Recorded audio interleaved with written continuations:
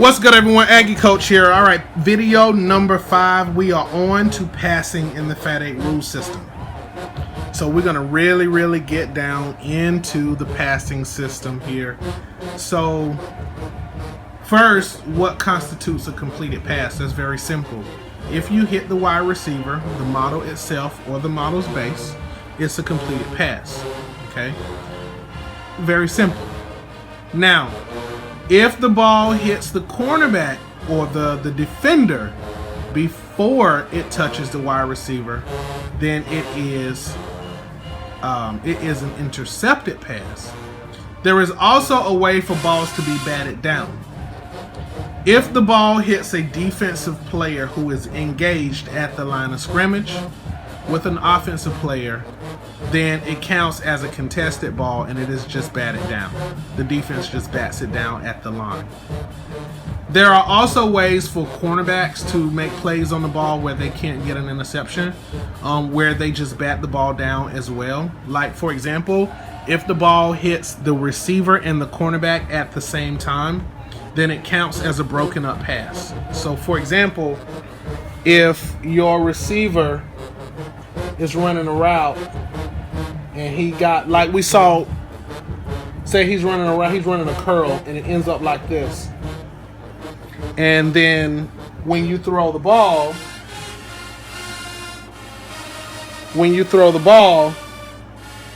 the ball makes contact with both the defender and the receiver at the same time, then it counts as a broken up pass. Okay? So, as a general rule, it has to either make contact with the receiver first or the defender first. If it makes contact with the defender first, it's an interception. If it makes contact with the receiver first, it's a completed pass. If it makes contact with the defender at the line of scrimmage who is engaged, for example, if this guy is coming in on a blitz and this tackle picks him up right here and you throw the ball over his head and it hits the helmet of the defender, it's a batted down ball, right? It's not an interception. It's a batted down ball because that defender is too busy trying to also fight off the offensive tackle. So he just reaches his hands up and slaps the ball down. It's not an interception. Okay? So, outside of that,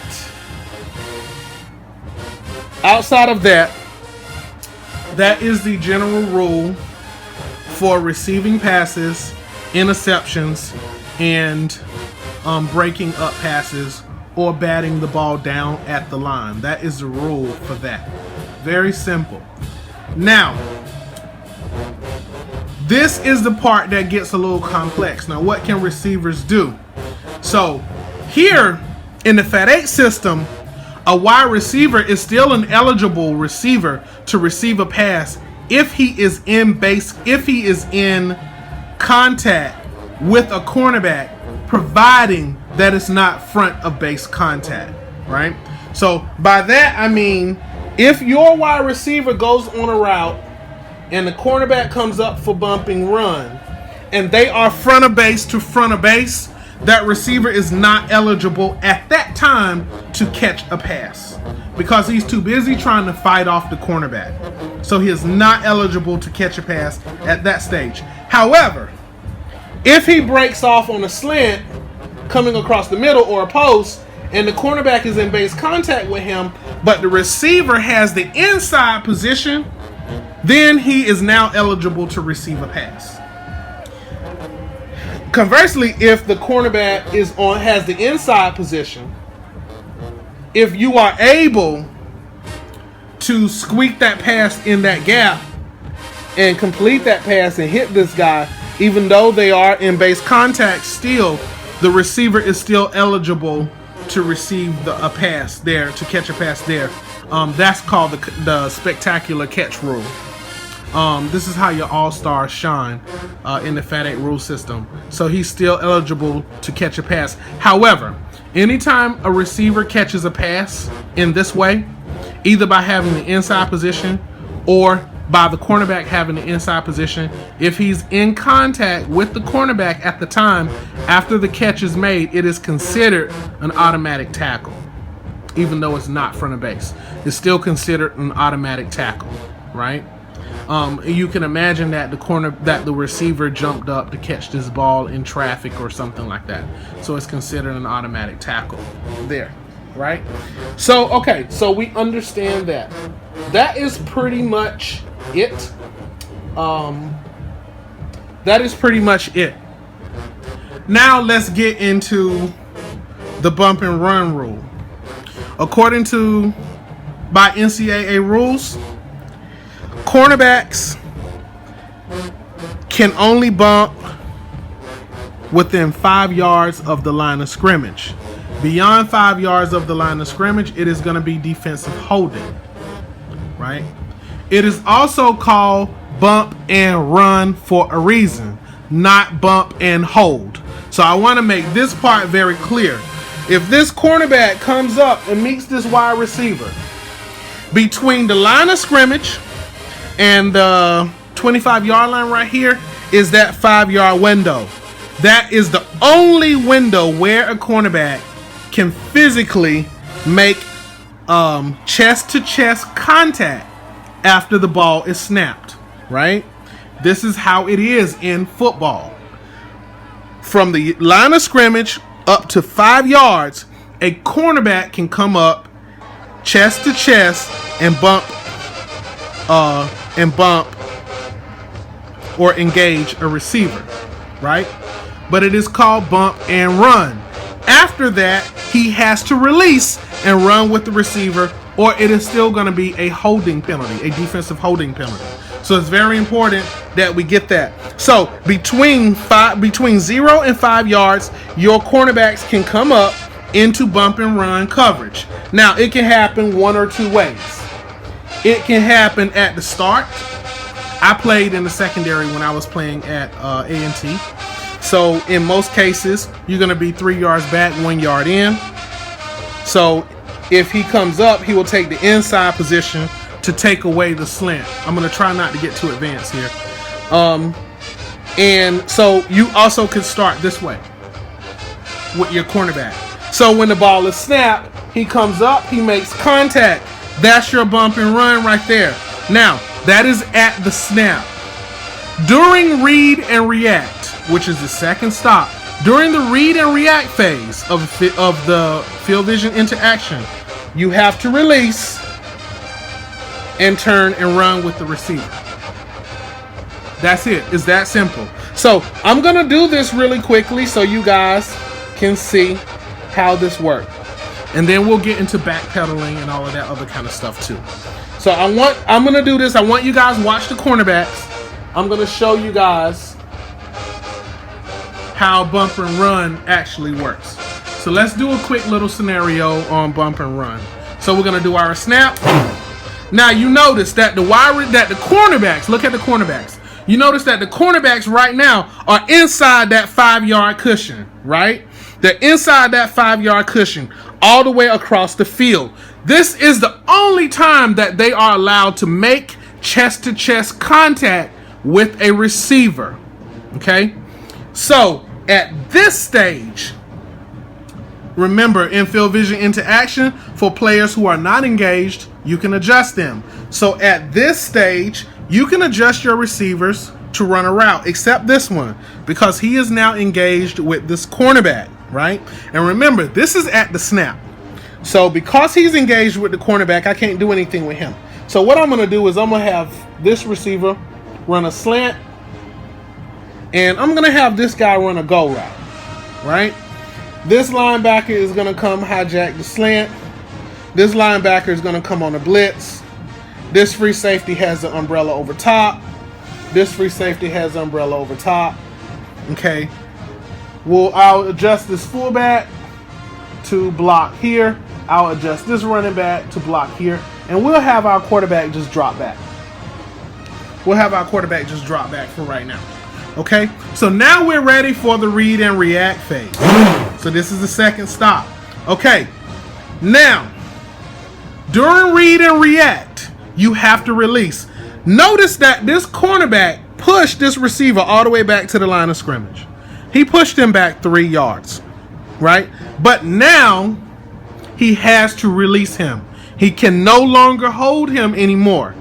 So he's still going to be considered engaged, so you can't touch him. So what I do now is I have to release, and I can adjust him to now turn and run. They're still in base contact, so I cannot do anything with the wide receiver. It's up to him to get open. Okay? I'm going to now, if you notice that you got a receiver right here that got open. Now look over here. We are beyond the 5-yard mark right here. You notice, sorry about that.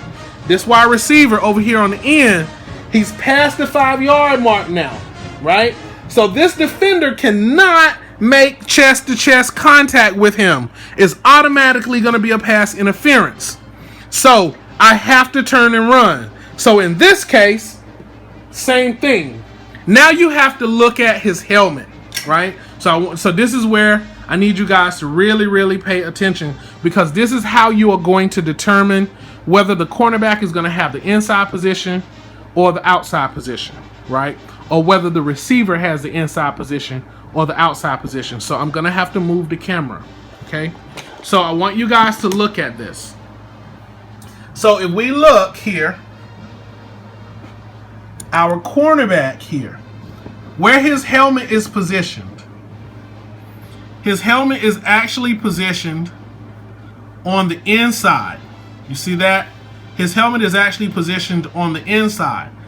But the wide receiver, if you look around here, the wide receiver actually has the inside position. You see that? See that? The wide receiver actually has the inside position based on where that wide receiver is. And that wide receiver is not engaged right now, right? But because the cornerback's base is turned to go forward, he cannot make chest contact with the wide receiver beyond 5 yards.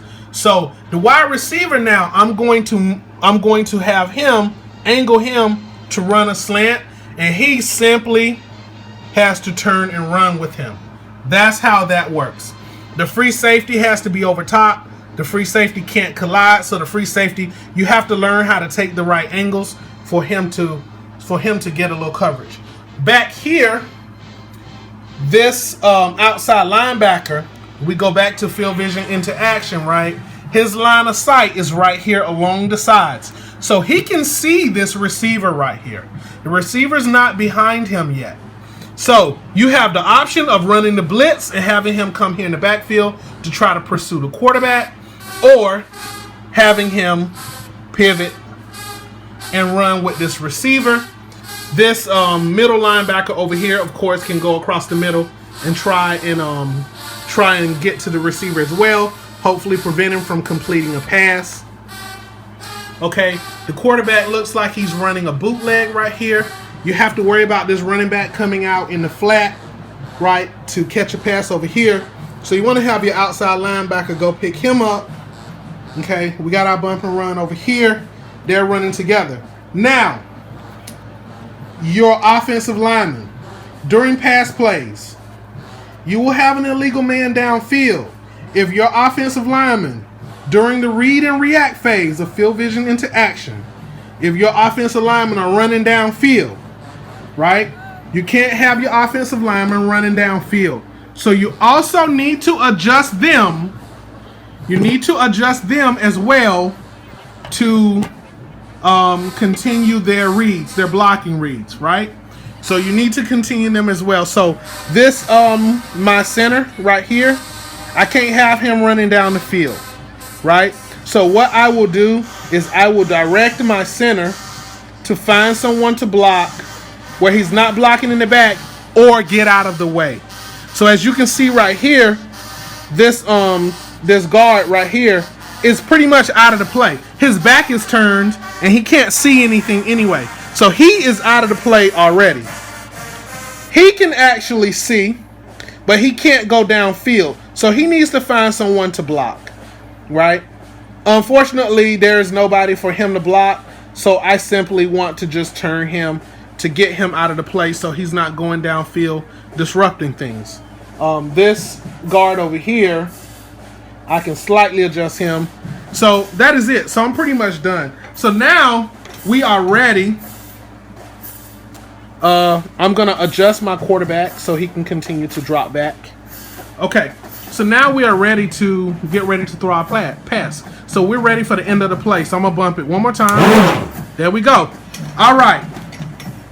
So now we are at the stage where we're ready to throw the ball. And so this is where you would throw the ball, right? So as you can see, this receiver broke open over here on this out route, right? So you got the screen out the backfield. You got the out route over here. So this cornerback is out of position, okay? Look over here. You got an open receiver here. The middle linebacker went to pick him up on the go route. So you have a nice pass that you can throw there. And look at how this turned out. The safety hijacked that post route, but they are not holding each other or colliding with each other, right? So this is how you keep your gaming clean, where you don't have a bunch of holding and pushing, and receivers can't get off the line, so you can't run any plays because the cornerbacks are pushing the receivers all the way back to the goal line, which never happens in football. So, so this right here is a good example of how the passing system works. At this stage, all you do is you throw your pass and you're good to go. But that is the gist of it, guys. That is the gist of it. So that's how it works. So let's do a quick recap. Receivers can catch the ball either on the base or on the model itself. Okay, receivers cannot catch the ball if they are in front of base to front of base contact with a defender, right? If the ball hits the defender first and that defender is not engaged, it is an interception. If the defender is at the line of scrimmage and is engaged at the line of scrimmage and it hits the defender, it is batted down, right? It's a broken up pass. If it hits the cornerback and the wide receiver at the same time, it is also a broken up pass. Okay. Receivers can catch passes if they have the inside position, or if the cornerback has the inside position, provided that you hit them first, as long as they're not front of base to front of base. Okay. Cornerbacks can bump and run between 0 and 5 yards. After 5 yards, they have to release, and or during the read and react phase, they have to release. Either way, after the snap, you have to release the receivers during the second bump, right, of the board. That is pretty much it. So I hope that this was helpful and you guys understand it a little better now. Now we understand how the run plays. We understand field vision into action. We understand how to react with the passes. So we're going to start getting into special teams next. So in the next few days, we'll be going over special teams. We'll go over field goals. We'll go over punts. We'll go over kickoffs. We'll go over onside kicks. After that, all that's left will be penalties and then advanced gameplay. So I hope you guys enjoyed it. Don't forget, comment, like, and subscribe. Peace.